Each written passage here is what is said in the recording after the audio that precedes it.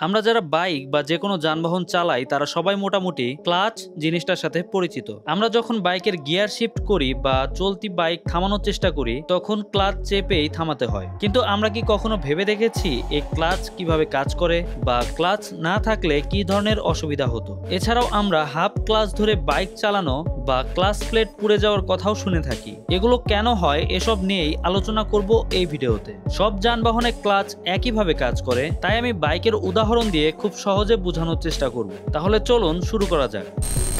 আমরা যখন bike start দিয়ে বাম পাশে ক্লাচ লিভার ধরে রাখি তখন কিন্তু ইঞ্জিন ঠিকই চলে, কিন্তু বাইকের চাকা ঘোরে না। আবার যখন আস্তে আস্তে ক্লাচ ছেড়ে দেই তখন আস্তে আস্তে বাইকের চাকা ঘুরতে শুরু করে। ক্লাচ মূলত ইঞ্জিন এবং গিয়ার বক্সের মধ্যে সংযোগ তৈরি ও বিচ্ছিন্ন করার কাজ করে। সোজা ভাষায় বললে ক্লাচ এমন একটা মাধ্যম যেটা ইঞ্জিনের পাওয়ার গিয়ার বক্সের মাধ্যমে চাকায় পৌঁছাতে সাহায্য করে। কিন্তু যখন আপনি ক্লাচ ধরে রাখেন তখন ইঞ্জিন এবং গিয়ার বক্সের সংযোগ বিচ্ছিন্ন হয়, ফলে চাকায় শক্তি না যাওয়ার ফলে কিছুক্ষণ পর বাইক থেমে যায়। আর ক্লাচ ছেড়ে দিলে আবার ইঞ্জিন এবং গিয়ার বক্সের সংযোগ তৈরি হয়, আর তখনই বাইক চলতে শুরু করে। গিয়ার বক্স কিভাবে কাজ করে সেই ভিডিও লিংক আমি এই ভিডিওর ডেসক্রিপশন বক্সে এবং আই বাটনে দিয়ে দিব, সেখান থেকে দেখে নিতে পারেন। কিন্তু এই ভিডিওতে আমি শুধু ক্লাচের কার্যপ্রণালী নিয়ে আলোচনা করব।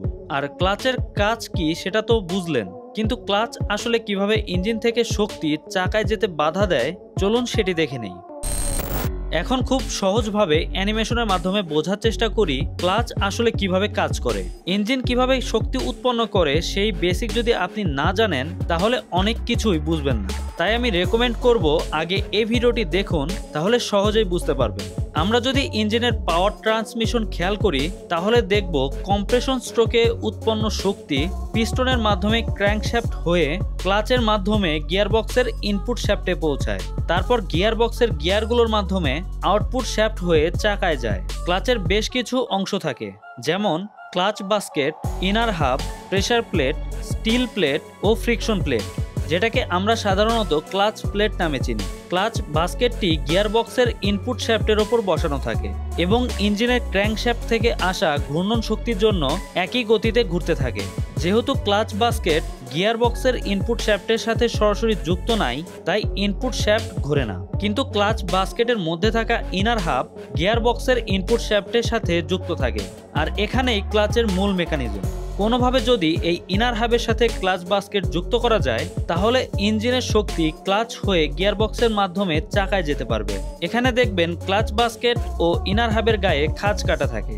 আর ক্লাচ বাস্কেট ও ইনার হাবের মধ্যে দুই ধরনের প্লেট বসে, একটা হচ্ছে স্টিল প্লেট যা একদম মসৃণ এবং আরেকটা হচ্ছে ফ্রিকশন প্লেট যা অনেকটা খসখসে। ফ্রিকশন প্লেটটির বাইরের দিকে দাঁত থাকে যা ক্লাচ বাস্কেটের মধ্যে বসে আর এর সমান গতিতে ঘুরতে পারে। অপরদিকে স্টিল প্লেটের ভিতরের দিকে দাঁত থাকে যা ইনার হাবের উপরে বসে এবং এর সমান গতিতে ঘুরতে পারে। যেহেতু ফ্রিকশন প্লেট ও স্টিল প্লেট পাশাপাশি থাকে তাই এই দুটো প্লেটকে চাপ দিয়ে ধরে রাখতে পারলেই ক্লাচ বাস্কেট ও ইনার হাব একসাথে ঘুরবে এবং ইঞ্জিনের শক্তি সরাসরি গিয়ারবক্সে যেতে পারবে। আর এই দুইটা প্লেটকে চাপ দিয়ে ধরার কাজটি করে প্রেসার প্লেট, যা স্প্রিং এর মাধ্যমে দুইটা প্লেটকে চাপ দিয়ে ধরতে পারে। এখানে স্প্রিং দেওয়ার কারণ হচ্ছে আমরা যখন ক্লাচ লিভারে চাপ দেই তখন একটা পুশ রডের মাধ্যমে প্রেসার প্লেটকে উপরের দিকে ধাক্কা দেয়, যার জন্য স্টিল প্লেট ও ফ্রিকশন প্লেটের উপর চাপ না থাকার ফলে দুইটা আলাদাভাবে ঘুরতে থাকে। আর যখন আলাদাভাবে ঘুরতে থাকে তখন আগের মতোই ইঞ্জিনের শক্তি আর গিয়ার বক্সে যেতে পারে না। যদি ক্লাচ লিভার আবার ছেড়ে দেওয়া হয় তখন প্রেসার প্লেটের উপর থেকে চাপ সরে যায়, যার জন্য আবার স্টিল প্লেট ও ফ্রিকশন প্লেট একসাথে হয়ে যায়। এভাবেই ক্লাচ লিভার চাপার ফলে ইঞ্জিনের শক্তি গিয়ার বক্স দিয়ে চাকায় যেতে পারে। আপনারা হয়তো ক্লাচের মেকানিজম বুঝতে পেরেছেন। এখন আপনারা খুব সহজেই বুঝতে পারবেন ক্লাচ কেন ব্যবহার করা জরুরি। যদি গিয়ার পরিবর্তন করার সময় ক্লাচ না চাপা হয় তাহলে ইঞ্জিনের শক্তি বিচ্ছিন্ন না হওয়ার ফলে গিয়ার বক্সের ক্ষতি হতে পারে। কারণ গিয়ার পরিবর্তন করার সময় যদি দুইটা গিয়ারের গতি এক না হয়, কোনোটার কম বেশি হয়, তাহলে গিয়ারের দাঁতগুলো ক্ষয় হয়ে নষ্ট হয়ে যাবে। ক্লাচ ধরলে এই সংযোগ বিচ্ছিন্ন হয়, ফলে সহজে গিয়ার পরিবর্তন করা যায়। তাছাড়াও আপনি যদি কখনো চলতি বাইক থামানোর সময় ব্রেক লিভারে চাপেন তাহলে ইঞ্জিনের ঘূর্ণন গতি ও চাকার ঘূর্ণন গতি সমান না হওয়ার জন্য ইঞ্জিনের উপর চাপ প্রয়োগ হবে এবং ইঞ্জিনটি বন্ধ হয়ে যেতে পারে। আর যদি ক্লাচ লিভার চেপে বাইক থামানোর চেষ্টা করা হয় তাহলে ইঞ্জিন ঠিকই চলবে, কিন্তু বাইকের চাকায় শক্তি যাবে না, যার জন্য চলতি বাইক থামানো অনেক সহজ হয়ে যাবে। আশা করি এখন ক্লাচ সম্পর্কে আপনার সম্পূর্ণ ধারণা পরিষ্কার হয়েছে। আপনার বাইকেও কখনো ক্লাচ সেটের কোনো সমস্যা হয়েছিল কিনা সেটা কমেন্টে জানাতে পারেন। এই ভিডিও থেকে যদি নতুন কিছু শিখে থাকেন তাহলে অবশ্যই একটি লাইক দিতে পারেন, আর চ্যানেলে নতুন হয়ে থাকলে সাবস্ক্রাইব করতে ভুলবেন না। এছাড়াও আমার নতুন মোটোভ্লগ চ্যানেলটিও ঘুরে আসতে পারেন, যেখানে আমি বাইক নিয়ে অনেক ইন্টারেস্টিং কিছু কন্টেন্ট বানাই।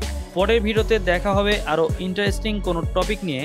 ততদিন পর্যন্ত ভালো থাকুন, সাবধানে বাইক চালান এবং অবশ্যই সার্টিফাইড হেলমেট ব্যবহার করুন।